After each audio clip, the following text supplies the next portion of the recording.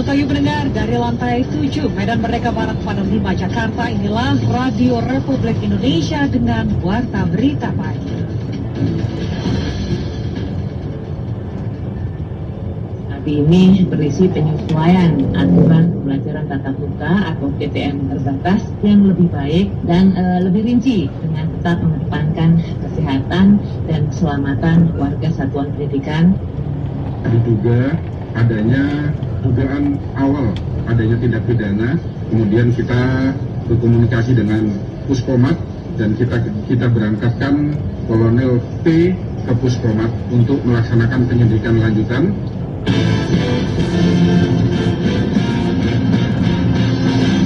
Sari berita, pemerintah memperbarui kebijakan masuk sekolah di masa pandemi COVID-19. Kecelakaan maut atas pasang remaja di Nagrek, Jawa Barat. Penyelidikannya kini dilakukan di Pusat Polisi Militer Angkatan Darat atau Puspomat. Inilah warta berita selengkapnya, Senin 27 Desember 2021, bersama saya Rudi Zain Dan saya Risti Rustarto.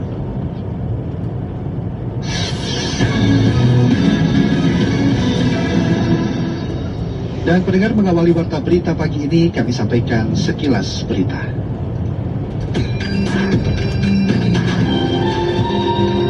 Indonesia kembali kedatangan hampir 9 juta dosis vaksin yang tiba pada hari Minggu 26 Desember 2021 di Bandara Soekarno-Hatta, Tangerang, Banten.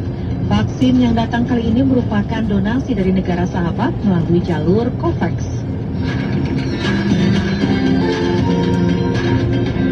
PT Bank DKI menggulirkan pinjaman 1,2 triliun rupiah kepada PT Pembangunan Jaya Ancol yang diklaim tak berkaitan dengan Formula E.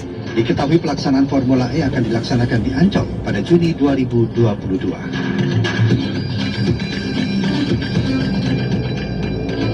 Wabah flu burung menewaskan lebih dari 2.000 burung bangau liar di cagar alam Israel Utara. Jumlah bangau yang mati itu terbilang luar biasa tinggi untuk sebuah flu musiman.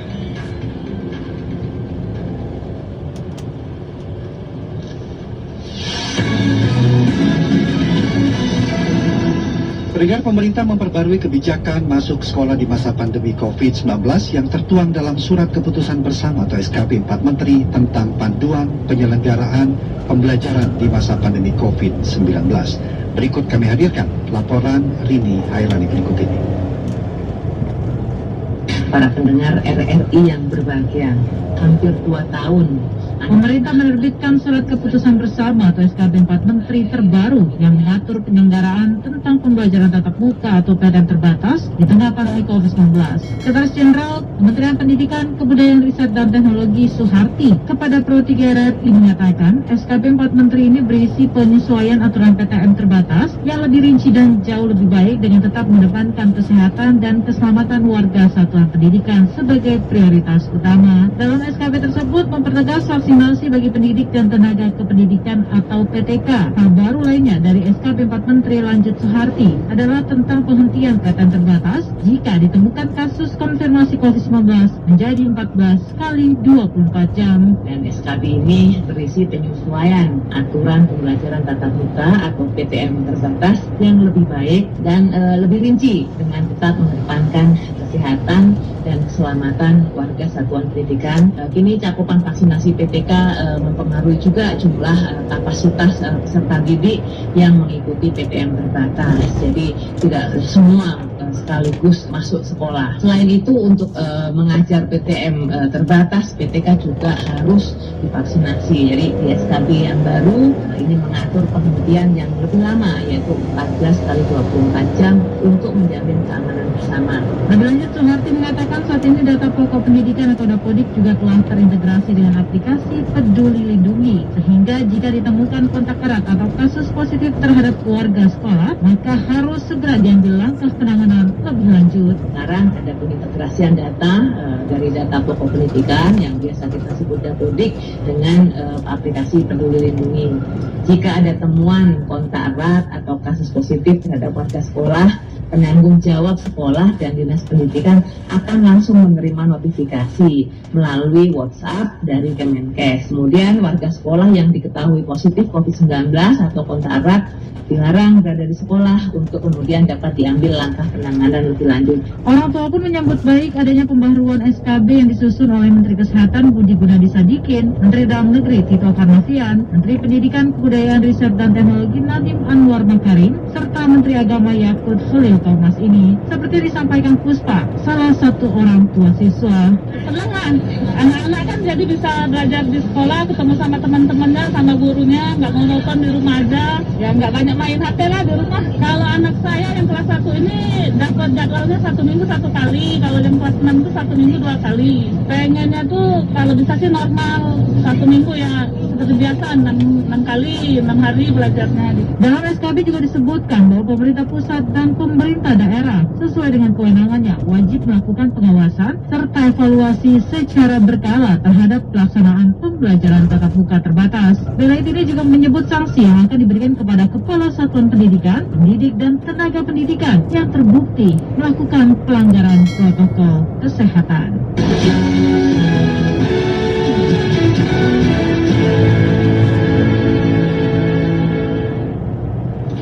Kepolisian daerah Sumatera Utara menyediakan posko vaksinasi di pos pengamanan pada operasi Lilin Toba 2021 guna mencegah penularan COVID-19 selama mudik Natal dan Tahun Baru. Joko Saputra melaporkan selengkapnya.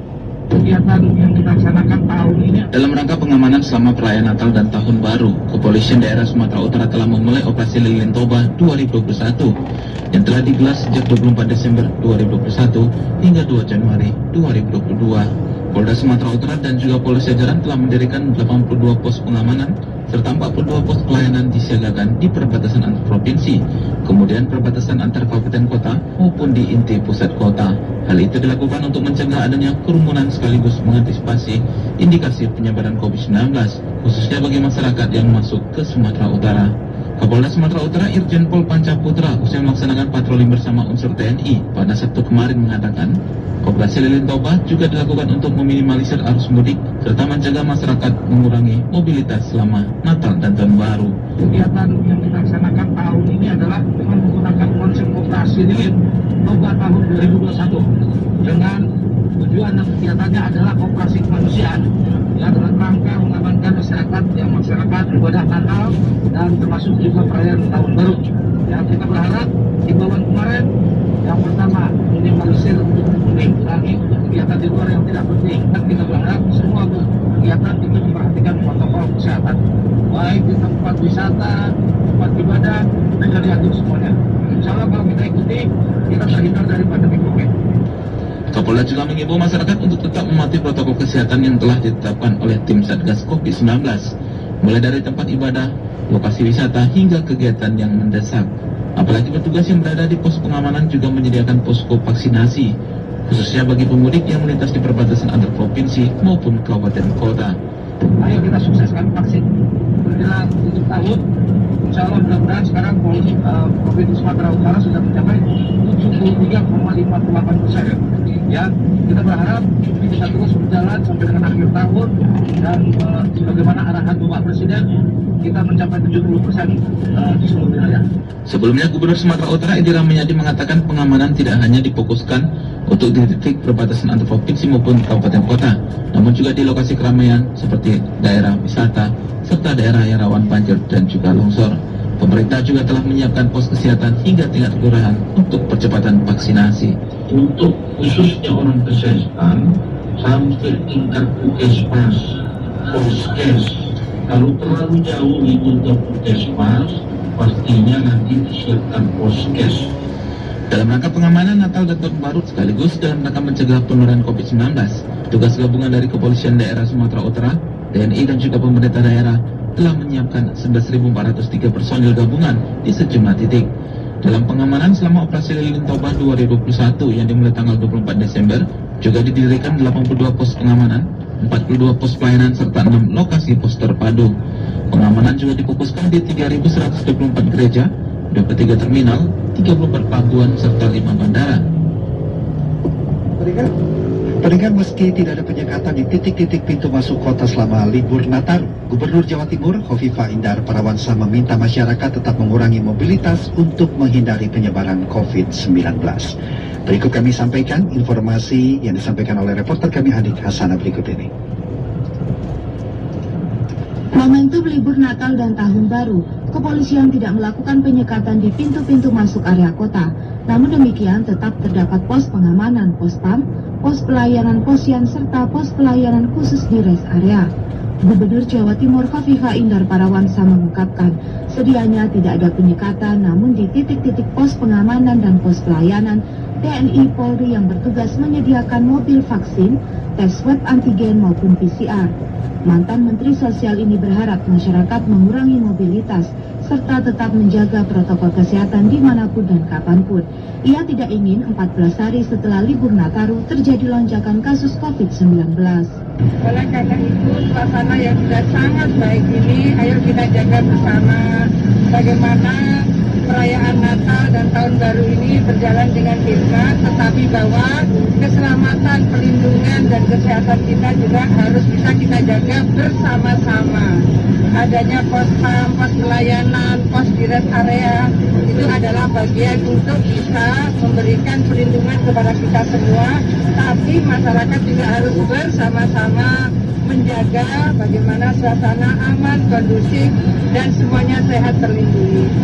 Sementara itu, Kepolisian Daerah Jawa Timur Polda Jatim pada Operasi Lilin Semeru 2021, yakni Operasi Kemanusiaan Pengamanan Natal dan Tahun Baru, mendirikan 50 pos pengamanan pos PAM, 162 pos pelayanan posyan, dan 7 posyan di rest area. Ani Hasana melaporkan. Harga kebutuhan pokok di Demak, Jawa Tengah meroket menjelang Tahun Baru. Jawa Tengah mengalami kenaikan seperti kenaikan pada harga telur dan daging ayam, minyak goreng, gula, dan gula pasir. Beberapa harga sembako yang mengalami kenaikan akan disampaikan oleh Diki Wijaya. Menjelang Tahun Baru 2022, harga sejumlah kebutuhan pokok di Demak mengalami kenaikan. Di antaranya komoditas cabai yang terus mengalami fluktuasi harga, daging ayam ikut merangkak naik, serta telur, minyak goreng, dan gula pasir yang harganya semakin melambung. Kondisi tersebut membuat pedagang mengeluh karena membuat pendapatan jauh berkurang. Kenaikan sudah terjadi dalam sepekan terakhir, tepatnya sebelum Hari Raya Natal. Salah seorang pedagang ayam di Pasar Peranggil Siti Nurjana saat ditemui RRI menuturkan, kenaikan disebabkan karena harga dari distributor naik. Pada akhirnya, kondisi tersebut membuat penjual hanya bisa pasrah karena pendapatan saat momen Natal dan Tahun Baru justru menurun. Ia mengatakan harga daging ayam kini mencapai Rp35.000 per kilogram.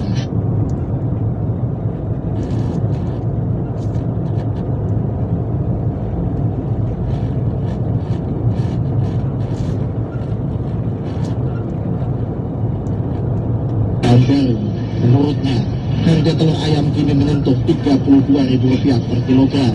Tahunan, harga aneka kebutuhan pokok yang semakin meroket membuat keuntungannya berkurang.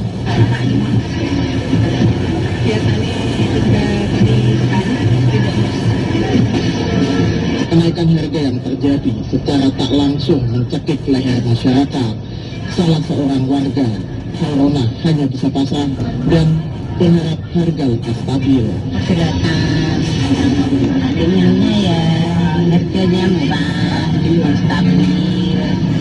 Meski terjadi kenaikan, namun untuk stok kebutuhan pokok pada Natal dan Tahun Baru masih aman, sebab tidak terjadi kelangkaan. Dari Kabupaten Demak, Diki Wijaya laporkan.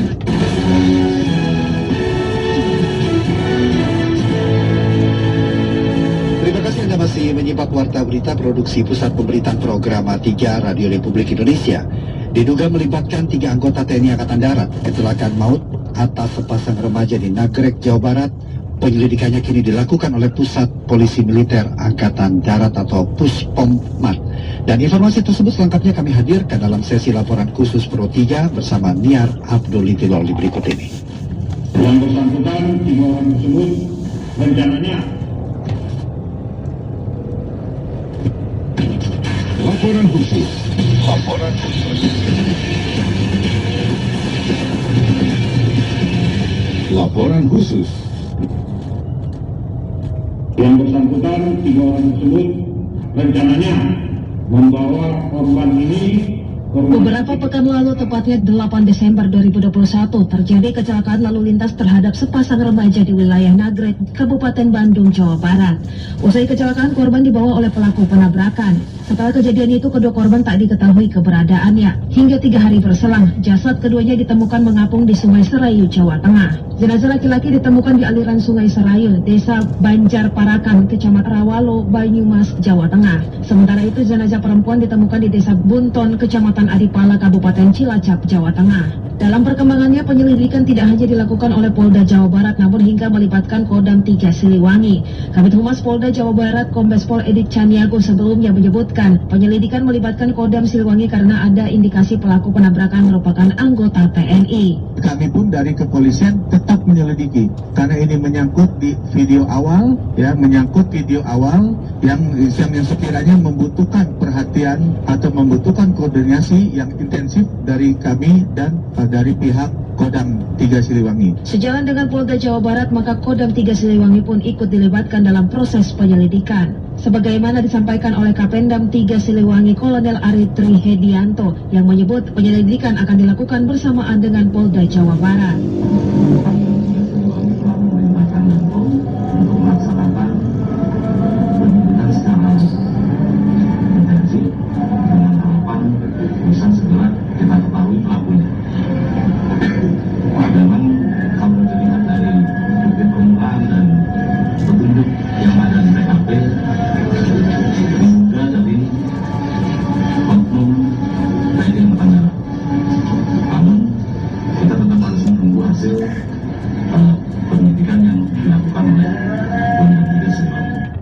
Setelah ditelusuri, terungkap identitas 3 oknum TNI yang terlibat dalam kasus kecelakaan terhadap sepasang remaja di Nagrek.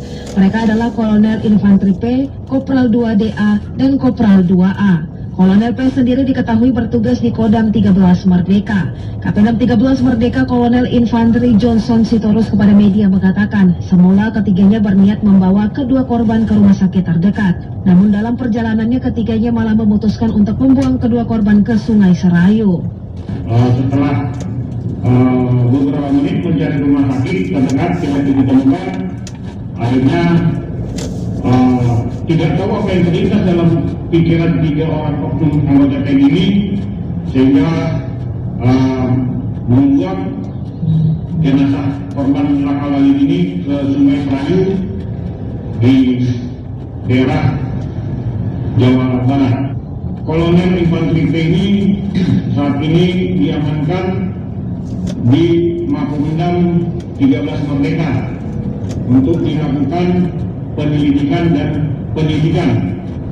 Untuk 2 anggota yang lainnya diamankan dan untuk diselidiki dan di daerah Kodam 4 di Ponorogo.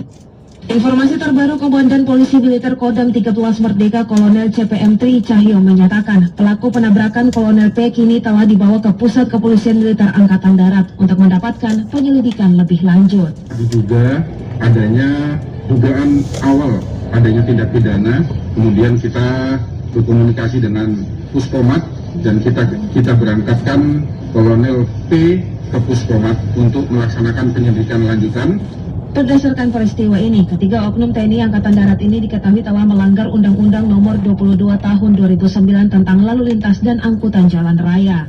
Pasal yang dilanggar yakni Pasal 310 dengan ancaman pidana penjara maksimal 6 tahun dan Pasal 312 dengan ancaman pidana penjara maksimal 3 tahun. Ketiganya juga dinyatakan melanggar KUHP antara lain Pasal 181 dengan ancaman pidana penjara maksimal 6 bulan, Pasal 359 ancaman pidana penjara maksimal 5 tahun, Pasal 338 ancaman pidana penjara maksimal 15 tahun, Pasal 340 ancaman pidana penjara maksimal seumur hidup. Selain akan melakukan penuntutan hukum maksimal, Panglima TNI juga telah menginstruksikan penyidik TNI Angkatan Darat serta Auditor Jenderal TNI untuk memberikan hukuman tambahan berupa pemecatan dari dinas militer kepada 3 oknum TNI Angkatan Darat tersebut. Dari Jakarta, Nia Abdul Tiloli, Pro 3 RRI. Beberapa pekan lalu, sebuah kecelakaan maut terjadi atas sepasang remaja di wilayah Nagrek, Jawa Barat. Korban yang semula hilang tanpa petunjuk kemudian ditemukan jasadnya mengambang di 2 lokasi sungai yang berbeda. Belakangan diketahui pelaku penabrakan adalah oknum TNI Angkatan Darat. Berikut tanggapan masyarakat. Nama saya Febri dari Kramat Jati, Jakarta Timur. Menurut saya kasus ini sudah ditangani pihak polisi militer Angkatan Darat, namun tetap harus dikawal. Pastinya harus diselesaikan secara hukum yang ada dan agar dapat memberikan rasa keadilan bagi keluarga korban. Saya Angga dari Menteng, Jakarta Pusat. Anggota TNI disumpah untuk melindungi segenap tumpah darah Indonesia, rakyat Indonesia. Tapi dia malah membuang 2 orang itu ke sungai. Dan kalau dari berita-berita salah satunya sebenarnya masih hidup. Itu dibunuh berarti sama dia. Itu kriminal. Harus dibawa ke pengadilan secepatnya dan dihukum seadil-adilnya. Nama saya Randy, asal Bandung Barat. Para oknum TNI ini harus bertanggung jawab atas perbuatannya agar keluarga korban bisa melanjutkan hidup dengan tenang.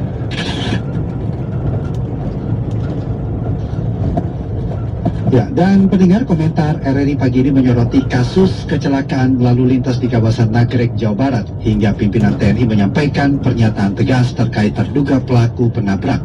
Komentar disampaikan editor senior Pro 3 RRI, Widi Kurniawan, berikut ini.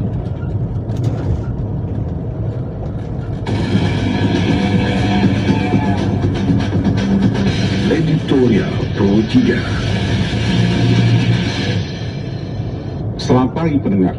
Kita memberi apresiasi kepada pimpinan Tentara Nasional Indonesia yang merespon cepat peristiwa temuan 2 jenazah terkait peristiwa kecelakaan lalu lintas di kawasan Nagrek, Jawa Barat.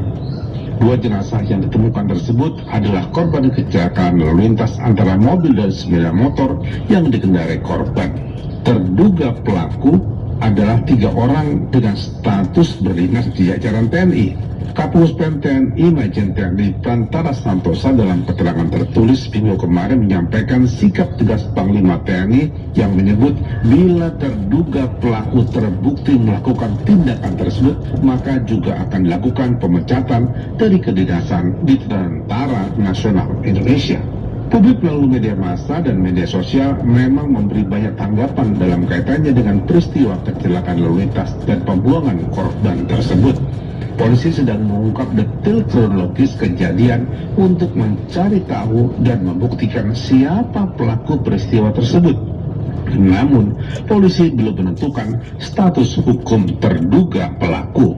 Artinya, secara norma yuridis belum dibuktikan. Dalam konteks ini maka asas yang perlu dijunjung adalah presumption of innocence atau asas praduga tak bersalah. Apa yang ada dalam perspektif publik melalui media massa dan media sosial harus dibuktikan dahulu kebenarannya. Karena itu, ada baiknya kita tunggu penetapan status hukum terduga pelaku dan tidak bersikap seperti hakim jalanan atau trial by the press yang seolah-olah publik dan media sudah menetapkan hukum kepada mereka. Demikian komentar, selamat pagi.